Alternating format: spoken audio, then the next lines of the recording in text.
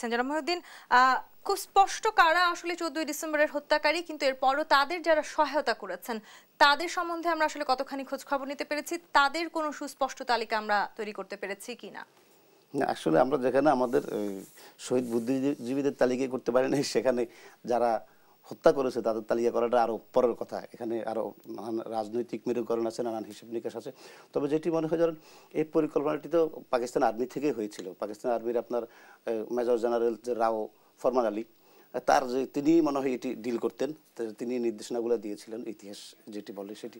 তার পরবর্তীতে আমাদের বাংলাদেশে এসে আপনার আল বদর আল শামস বাহিনী যারা নেতৃত্বে ছিলেন, যারা বিভিন্ন জায়গায় আমাদের মুক্তিযোদ্ধাকে থাকেন, আশরাফুজ্জামান একজন ছিলেন, চৌধুরী মঈনুদ্দিন, তারাই মূলত এখানে লিডটা দিয়েছেন।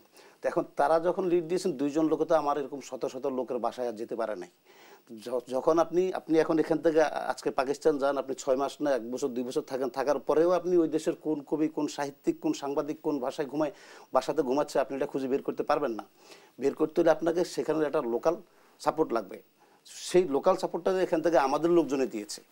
এখন যারা দিয়েছে তাদেরকে তো সেই তালিকাটা খুঁজে বের করতে হবে। এখন ঘুরে ফিরে যে 2-4টি নাম আসে তাদের বিচার হবে, কিন্তু আরও লোক তো আছে, সেগুলো যদি আপনি নিয়ে বিচারের আওতায় না নিয়ে আসতে পারেন।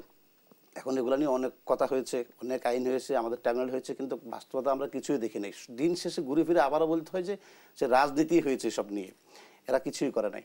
এখন এটার ভবিষ্যৎ যেটি, সেটিও আমরা খুব ভালো দেখছি না। যাদের রক্তের বিনিময়ে আসলে আমরা বাংলাদেশ পেয়েছি, আবার ঠিক তাদের নিয়ে রাজনীতি হচ্ছে। আমরা এরকম বিজয় দিবস আসবে, আমাদের 14ই ডিসেম্বর আসবে প্রত্যেক বছর। উনি যতদিন জীবিত থাকেন উনি এখানে আসবেন, আমার জায়গায় আরেকজন আসবেন, সবাই বলবে। কিন্তু